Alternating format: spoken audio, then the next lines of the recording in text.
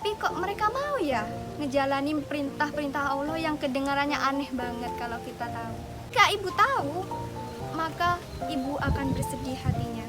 Bukan lagi adegan Nabi Ibrahim menyembelih Nabi Ismail. Tarik tetahannya tangan Nabi Ibrahim ketika harus mengorbankan anak yang baru ketemu sehari.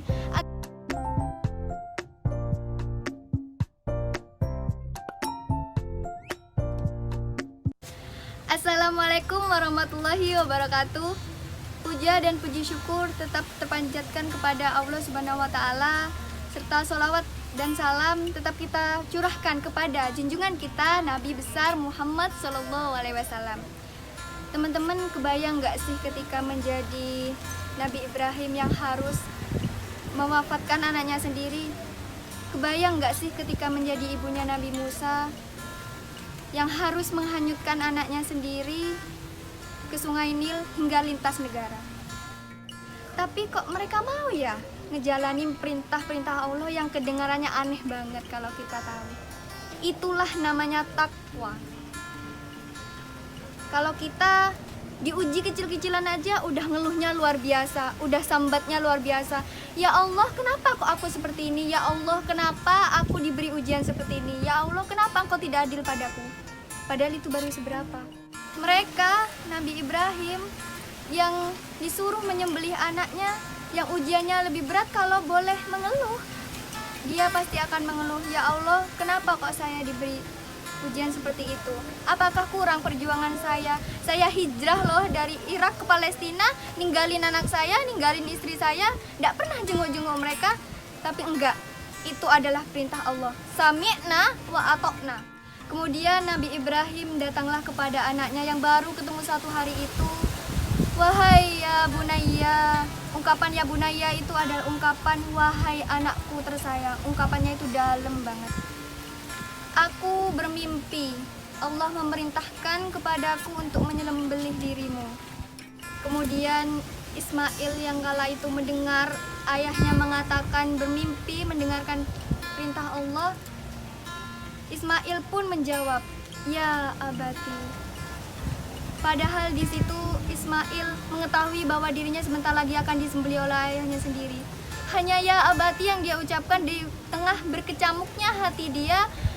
Mungkin dia di dalam hatinya, ya Allah, aku baru aja ketemu sama ayahku satu hari. Ya Allah, aku pengen kayak anak lain. Aku pengen berburu dengan ayahku, pengen sebelum tidur bercerita nabi-nabi bersama ayahku. Tapi itu tidak sama sekali diungkapkan, hanya dengan satu kata, ya abati, wahai ayahku tersayang. Kemudian Ismail juga berkata kepada ayahnya, ayah, lakukanlah, aku akan bersabar. Mendengar itu Nabi Ibrahim berat banget hatinya, sangat menyayangi anaknya. Singkat cerita, pagi harinya Nabi Ibrahim dan Ismail pergi. Hajar mungkin mengira mereka pergi untuk berburu karena Nabi Ibrahim itu membawa golok, membawa alat-alat sembelihnya. Namun tidak pernah tahu bakal ada adegan penyembelihan. Kemudian mereka berdua sampai di daerah Mina. Kemudian berkata, wahai ayah, asahlah golok itu tajam-tajam agar ketika engkau menyembelihku, aku tidak merasakan sakit. Nabi Ibrahim kemudian mengasah golok itu tajam-tajam agar Ismail tidak merasakan sakit. Kemudian Ismail juga berkata kepada ayahnya, ayah, pakailah penutup baju agar ketika darahku tidak mengenai bajumu. Jika ibu tahu, maka ibu akan bersedih hatinya. Hingga terjadilah adegan di mana mereka berdua benar-benar siap untuk melakukan perintah Allah Subhanahu wa taala. Ismail dibaringkannya oleh Ibrahim ayahnya di batu yang kini disebut dengan Jabal Kurban di situ. Ditutuplah wajahnya dengan kain, kemudian diangkatlah golok itu. Bismillahirrahmanirrahim. Nabi Ibrahim di situ dan Nabi Ismail sangat berkecamuk hatinya. Anak yang baru ketemu satu hari, tentu ini sangat berat. Ini sangat dahsyat banget ketika mendengar sami'na wa atokna. Allah ketika melihat itu benar-benar nunggu sampai detik-detik terakhir untuk menguji, bener nggak sih ini takwa beneran, bener nggak sih mereka serius. Akhirnya ketika golok itu ditarik, tertahannya tangan Nabi Ibrahim oleh Allah. Kemudian Allah berfirman, qad saddaqtuk ya, engkau sudah membenarkan perintah itu, engkau sudah taat. Masya Allah. Kemudian Nabi Ismail dibangunkan. Akhirnya dari mana asal hewan sembelihan itu? Dari bawah batu yang keluarlah hewan sembelihan itu yang mereka bersembelih bersama-sama. Kenapa sih Allah ngambil simbolnya berat banget kayaknya ketika harus mengorbankan anak yang baru ketemu sehari? Agar kita tahu hal-hal kecil saja tidak perlu kita pikirkan untuk kita korbankan demi mengejar ketaatan kepada Allah Subhanahu wa taala, apalagi hal-hal yang besar. Karena janji Allah itu nyata. Itulah yang kita amalkan hingga saat ini di hari Idul Adha.